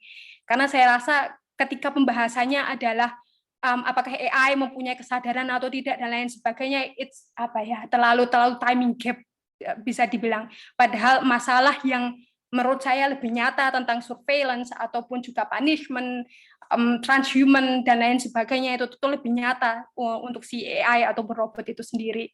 Terima kasih Bapak. Ya, terima kasih. Ini gimana ya tadi kayaknya gimana Pak Budi, ini kayaknya lebih kepada tanggapan ada Ya, yang terakhir itu tanggapan kalau AI pembahasan tentang kesadaran ini ya kurang lebih ini ya udah kurang relevan gitu, atau bukan kurang relevan tapi ada tema-tema yang lebih layak untuk dibahas seperti ya emerging technology itu ya, kayak misalnya transhuman. Maaf Bapak, Iya. itu masih relevan kok, sangat relevan. Iya, Cuman, maksudnya pembandingan dibahas. itu ya, dibandingkan itu Thank you, pembahasan Pak. tentang itu. Ya mungkin karena kita di sini kan filsafat dan filsafat juga sebenarnya ada yang ini ya, yang relevan. Dan ini juga saya kira relevan dan ada pembahasan tentang kemungkinan kesadaran itu ya, kesadaran mesin. Ya, Iya. saya bahkan mungkin begini ya. Tadi sebetulnya saya sudah mungkin karena terlalu banyak informasi itu. Ada acuan mudah yang sebetulnya sudah diusulkan. Ada 11 ciri subjek ya. Ada 11 ciri subjek. Misalkan subjek itu hidup ya, subjek itu punya memori, subjek itu punya membentuk kisah ya, subjek itu juga memiliki kelemahan ya. Seperti itu. Jadi ini tidak perlu orang harus bergumul dengan kepelikan teknis gitu ya. Tinggal dilihat saja 11 ciri subjeknya itu dan apakah mesin-mesin cerdas yang saat ini sedang dikembangkan itu memenuhi kriteria-kriteria tersebut ya. Seandainya hanya sebagian itu sudah cukup untuk menyatakan bahwa oh dia belum sejajar dengan manusia. Itu yang pertama. Tapi bukan berarti bahwa kita menutup mata terhadap perkembangan ini. Kenapa? Karena teknologi ini tetap bermanfaat untuk dijadikan mitra, bukan untuk kita musuhi gitu ya. Tapi kita jadikan mitra. Tapi jadi mitra ini jangan sampai kontraproduktif ya. Jadi mitra dalam bekerja, kalau begitu ya kamu perannya apa? Saya perannya ini, kamu perannya ini. Misalkan tadi sudah dikatakan kalau perannya itu berbahaya, ini robotnya ini perlu masuk ke kawah gunung begitu ya, ya itu kamu yang melakukan, nanti saya bagian monitoring misalkan seperti itu ya. Jadi saya rasa pun bahwa ini saat ini tidak mencapai atau saat nanti juga belum mencapai atau akan mencapai, saya rasa perlu tetap dikenali untuk kita bisa menempatkan teknologi ini posisinya ada di mana. Termasuk bahwa kita juga tidak boleh terlalu saya pribadi mendapat kesan bahwa eh, banyak sebagian orang banyak yang menganggap ini terlalu berlebih bahwa AI mesin cerdas ini bisa ini, bisa itu, bisa ini gitu ya. Itu juga saya rasa juga kurang proporsional ya. Jadi di satu sisi kita tidak perlu terlalu ini, tapi di satu sisi juga jangan terlalu apa menganggapnya berlebih ya. Kira-kira begitu tanggapan dari saya. Terima kasih. Ya. Kemudian ini tadi kayaknya ada satu lagi tentang bagaimana kita cenderung mengatribusikan kesadaran itu pada benda-benda. Saya kira. Nah, itu pertanyaan yang dari Mbak Dini, mungkin kalau ada ini bisa dikoreksi sama Mbak Dini. Ada kecenderungan untuk mengatribusikan kesadaran itu. Jadi jadi sebenarnya itu ya manusia saja, perspektif manusia saja, sifatnya kesadaran itu ya. Kecenderungan atribusi itu, Pak. Jadi kalau dari tadi juga sudah dikatakan 11 ciri subjek yang berhasil diidentifikasi ini sifatnya material. Itu satu, kemudian bahkan aspek perspektif what is it like to be yang disampaikan oleh Thomas Nagel itu juga bisa menjadi ciri tambahan, yaitu manusia itu membentuk perspektif. Manusia membentuk paradigma, ya bahkan karena perspektif dan paradigma ini manusia bisa berselisih pendapat ya. Coba kita bisa nggak melihat ada robot bertengkar gitu ya karena selisih pendapat gitu ya. Itu bisa dilihat di YouTube antara dua chatbot GPT-3 yang saling berbicara secara otonomus ya, tidak ada yang menginisiasi topiknya, mereka asal ngomong aja begitu. Ya, itu kelihatan kalem-kalem aja gitu ya. Tapi kalau ada robot bertengkar, berkelahi, mungkin itu lebih menarik gitu.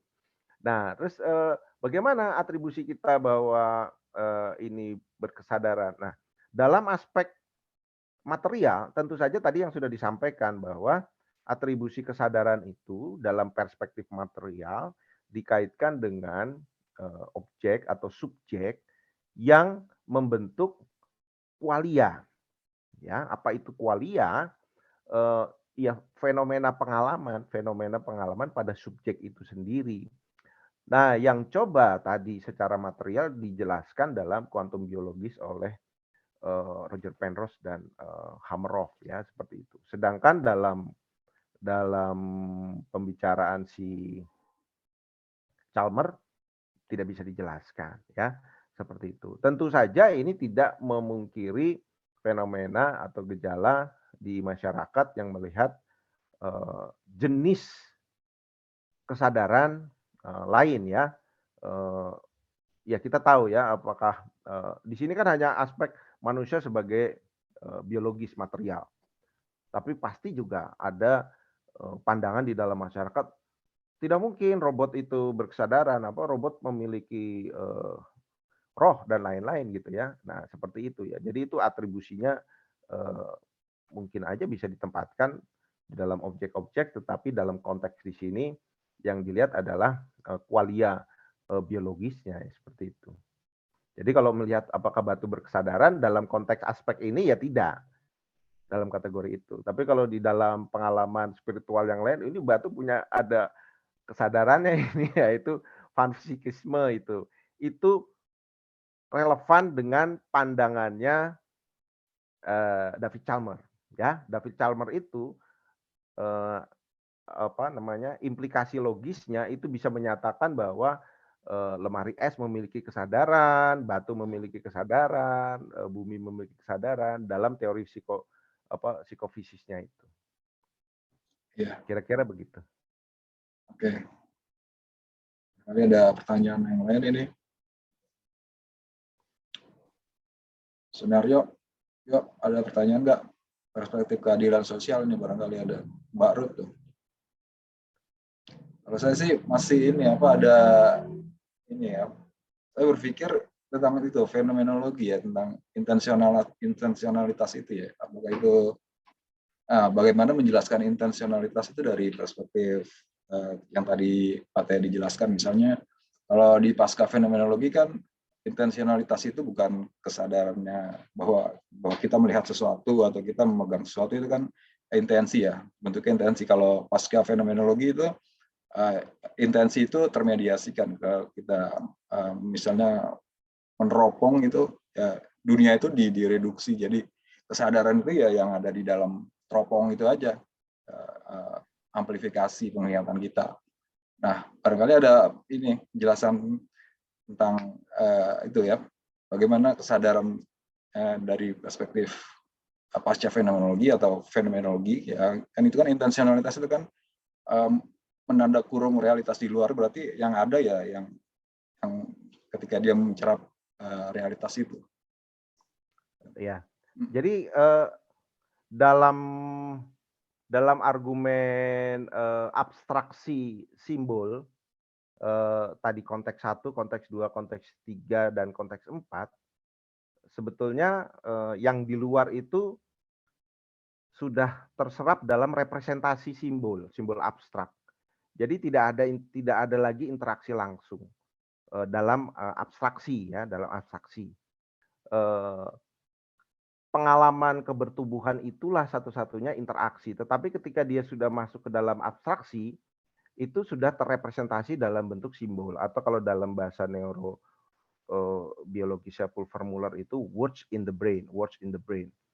Hanya saja words in the brain bukan juga menyatakan bahwa realitas kita hanya simbol, tidak.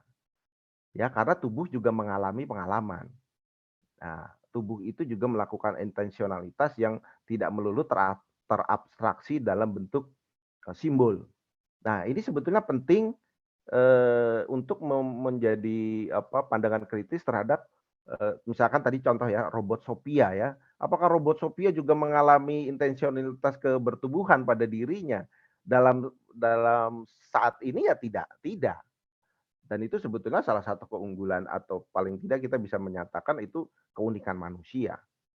Ya, keunikan manusia itu adalah bukan hanya persoalan kognitif simbolik yang abstrak, tapi kebertubuhannya itu pun sungguh berperan. Kebertubuhannya itu pun sungguh bermain begitu dalam menentukan kemanusiaannya dia, seperti itu. Ya, dia seperti kritiknya si Hubert Dreyfus itu ke GoFi ya, Good Old-Fashioned AI itu ya. Jadi kalau itu yang simbolik ya, kalau yang GoFi itu kan simbolik, dan ternyata kecerdasan lebih dari yang simbolik, menyangkut juga kecerdasan kebertubuhan itu.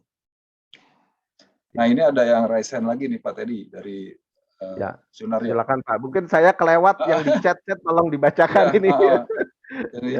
Yang di chat juga nih ada pertanyaan, katanya bahwa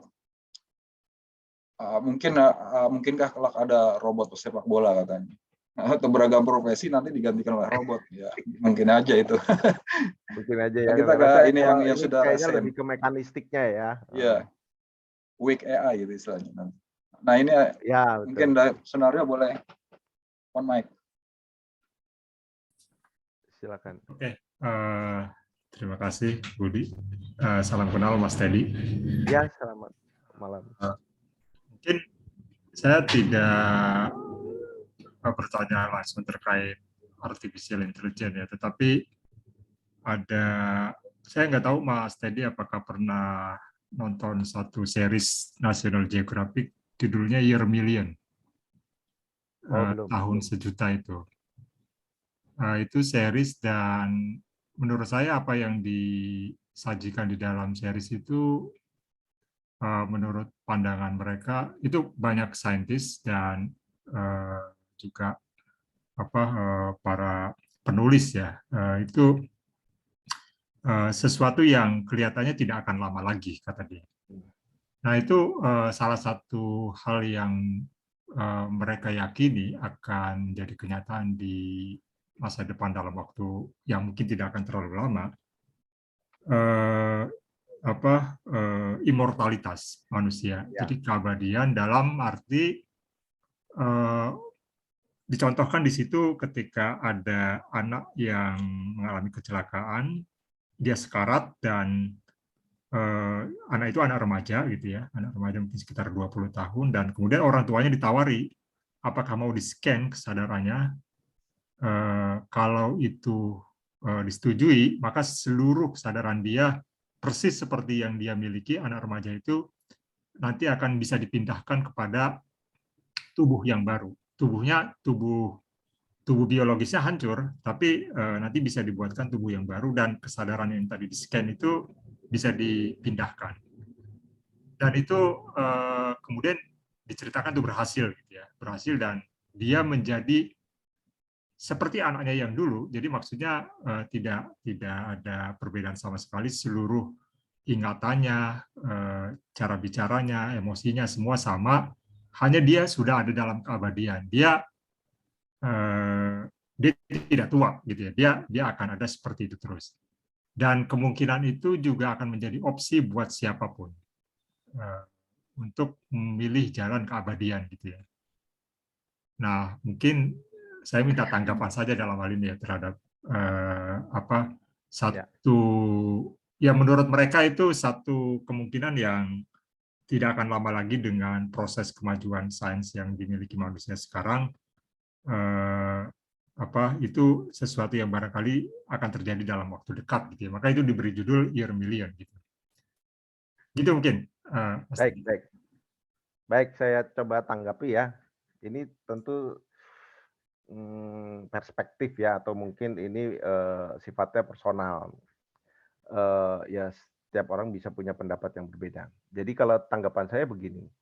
Pertama, kita mesti melihat dulu, kita melihat kita ini sebagai apa. Ya, kita manusia ini mind, body, soul, and spirit, atau sekedar body saja. Ya, kalau di dalam penjabaran science studies, mind itu sendiri sejauh pikiran itu ternyata ada penelusuran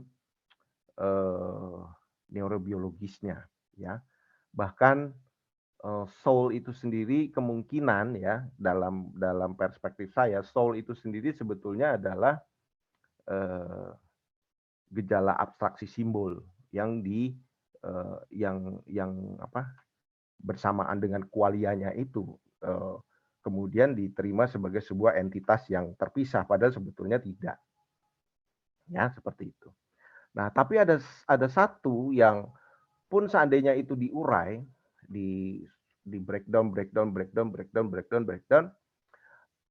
tidak sampai pada tataran apakah ini hidup. Ya, apakah ini hidup. Nah, dalam ilustrasi tidak tahu itu tadi proyek, gambaran artis atau apa ya. Dalam ilustrasi mengunggah kesadaran. Nah, ini perlu dipertanyakan dulu ya. Ini mengunggah kognitif kesadaran, mengunggah nyawanya, atau mengunggah apanya, ya, seperti itu. Mungkin ada ilustrasi yang lebih dekat, tapi ini gambaran artis yang saya pernah tonton adalah film Transcendence. Pemerannya itu Johnny Depp, ya. Kalau dalam perihal mengunggah kognitif, ya, kognitif tapi bukan fenomena kesadarannya, tapi kognitif kesadarannya, yaitu algoritmanya ini kemudian nanti akan memutuskan gayanya persis seperti saya, berpikir seperti saya, memorinya seperti saya, gitu ya. Dan seolah-olah nanti saya akan diberikan baju metahuman grafis yang mirip saya, dan dia berbicara melalui internet, itu persis seperti saya. Itu saya rasa mungkin, itu sangat mungkin. Karena misalkan di dalam algoritma pembelajaran mesin itu memang mereka belajar mengenali pola yang demikian. Tapi kalau misalkan dikatakan, apakah itu hidup? Apakah itu hidup yang sama seperti saya sebelum mati? Nah, Seandainya itu mau diklaim iya, bagaimana memverifikasinya bahwa yang diunggah itu adalah kehidupan yang sama seperti kehidupan saya yang mati? Itu memverifikasinya bagaimana? Ya, atau seandainya baiklah, seandainya itu diterima sebagai itu berjiwa, bagaimana memverifikasinya bahwa itu jiwa yang sama? Ya, jadi ini yang saya takutkan sebetulnya adalah dakwaan dari para ahli komputer itu tidak memiliki esensi nilai yang sama dengan pemaknaan dari perspektif bidang yang lain seperti itu. Misalkan tadi dalam kasus engineer Google, menurut engineer Google itu sudah sentient, tetapi dalam kajian filosofis itu belum dianggap, ya seperti itu ya. Jadi itu perlu disepakati dulu, apakah kesepakatan tentang kehidupan atau tentang nyawa atau tentang esensi dari subjeknya itu sama atau tidak dulu nih, gitu. Oh, jangan-jangan yang dia klaim hidup itu sebetulnya tidak sama gitu, ya. Kalau saya mau buat pernyataan dengan teknologi yang ada saat ini, bahkan para ahli pun tidak bisa menentukan atau merekayasa, jangankan ke internet, merekayasa kehidupan di laboratorium saja tidak bisa. Ada dua teori, abiogenesis dan panspermia. Teori panspermia itu hanya menyatakan bahwa hidup itu adalah gejala kosmis. Jadi hidup tidak berasal di bumi, tapi hidup itu bahkan sudah berasal dari tempat lain. Yang sampai ke bumi hanya sifatnya penyemaian. Kemudian abiogenesis, bagaimana dari genesis dari abiotik menjadi biotik itu sendiri sampai saat ini belum berhasil dilakukan di laboratorium.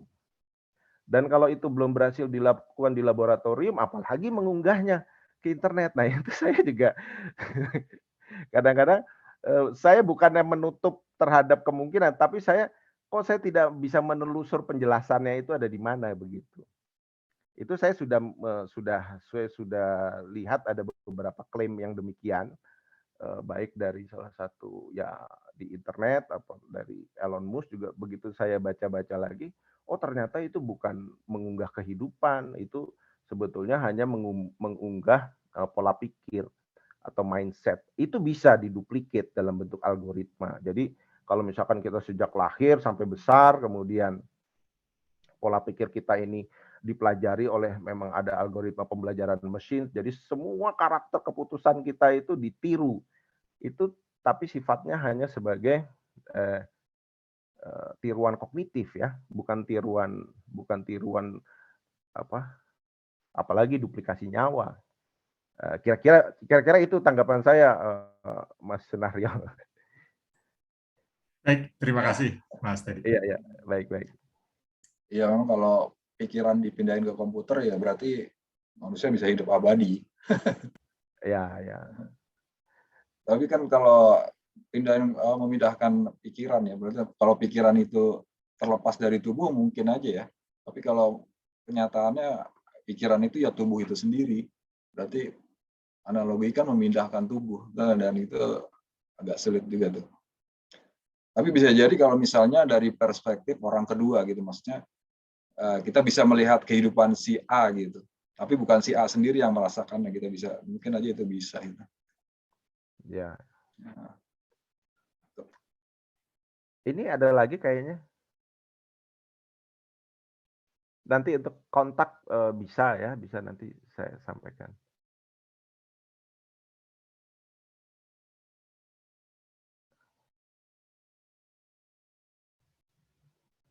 Kita masih punya waktu ini, jadi sampai jam 9, sih 15 menit lagi barangkali ada yang ya pertanyaan apa aja mungkin yang bisa kurang jelas gitu. Misalnya. Tadi kalau kayaknya ada yang kelewat mungkin. Ya tadi sih itu yang mungkinkah ini ya bahwa nanti itu setiap profesi itu digantikan oleh robot ya, itu sih ya, mungkin sifatnya praktis ya, pragmatis gitu. Oh ya, ini saya juga mau menanggapi itu ya. Iya. Jadi banyak yang tidak bisa membedakan robot tidak menggantikan, sebetulnya robot itu bisa menggantikan penyelesaian tugas, tetapi bukan menggantikan profesi, ya. Jadi bukan menggantikan profesi, tapi ada sebagian tugasnya yang tergantikan. Tapi bisa juga bahwa kecanggihannya itu menghasilkan profesi baru sendiri, seperti kayak chatbot gitu ya. Saya mungkin saya kasih ilustrasi ya. Beberapa waktu yang lalu saya kontak customer service ya dari suatu bank gitu ya. Ada pilihan kan mau kontak langsung, mau via email atau apa, via WhatsApp gitu. Saya WhatsApp lah. Habis itu saya tanya begini. Pertanyaan pertama ya dia tanya ini jadwal, ini pertanyaan kedua. Kemudian akhirnya saya respon ketiga saya tanya begini, "Kamu chatbot atau customer service beneran?" gitu. Begitu saya tanya begitu dia diem aja gitu. Karena lama-lama jawabannya semakin tidak akurat dan lama-lama jawabannya kok semakin datar gitu ya. Iya. Jadi, nah itu mungkin itu menunjukkan bahwa ya mungkin ini chatbotnya belum terlalu canggih seperti Lambda kali ya, seperti itu. Iya. Tapi saya rasa kadang-kadang sebagai pelanggan saya ingin customer service merasakan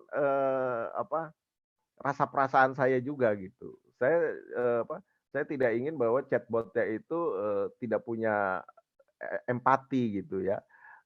Nah ini sebetulnya yang menjadi concern-nya si John Searle ya, bahwa ya rasa pemahaman gitu ya, mungkin sebelum sampai ke empati gitu kali ya. Itu juga Iya. perlu gitu. Karena Dan gua manusia ingin kalau ada orang sama-sama susahnya dengan dia, manusia itu senang gitu. iya kan misterinya si Searle itu kan kalau makna itu kalau robot itu ya sintaktis yang ada sintaktis, jadi Ya, bentuknya dia kan. Kalau kita kan misterinya karena kita memahami sintaktis dan pemahaman itu nggak bisa ditelusuri gitu. Dan pemahaman itu di mana gitu. Kalau sintaktis kan bisa, misalnya kalau A misalnya A ya bentuknya A. ya Saya kira itu sih dia. itu iya. Kira-kira itu. Cuma memang itu Eh, tadi bukan berarti bahwa itu tadi kan ada proyek-proyek rintisan robot dengan sel-sel biologis, itu bukan berarti menutup kemungkinan bahwa itu tidak rasa kognitifnya itu sama sekali tidak bisa direkayasa gitu. Pun seandainya bisa direkayasa tidak juga berarti bahwa serta-merta itu identik.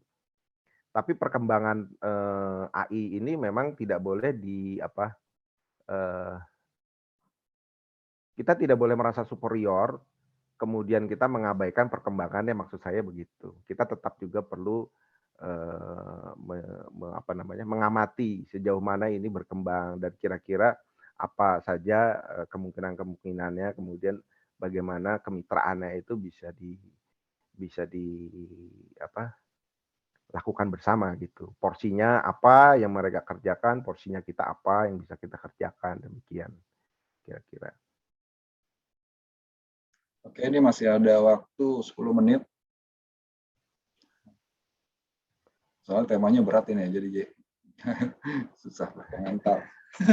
Panjang. Tapi ya Panjang bisa dan dibikin luas buku Pak Teddy itu, menarik itu. Iya. Jarang lu bahas tentang kesadaran di sini kan. Iya. Apalagi perspektif sains ya. Iya. Banyak kan ke filsafat tuh. Tradisinya paling fenomenologi kalau di sini tuh seringnya. Iya. Heidegger. Kalau ini dari sains itu menarik. Tapi memang ini juga awalnya saya dari Husserl ya. Cuma Husserl itu kan saya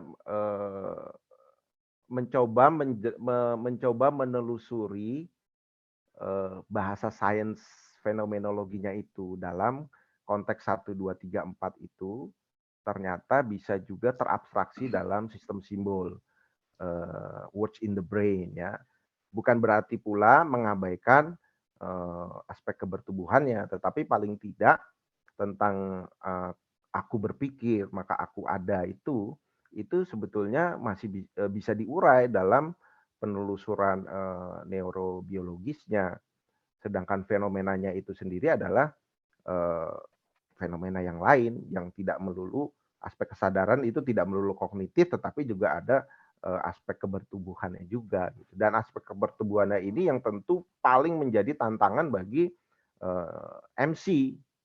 Ya, aspek kognitifnya itu sendiri sepertinya sudah banyak dijangkau ya, tapi aspek kebertubuhannya ini yang sebetulnya kan kebertubuhan manusia selain kerapuhannya juga menjadi keunikannya sendiri gitu. Manusia yang rapuh itu kan sebetulnya juga keistimewaan menurut saya, ya bukan melulu kelemahan gitu.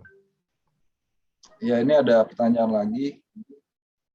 Katanya dalam konteks filsafat manusia, bagaimana kesadaran itu bisa didefinisikan?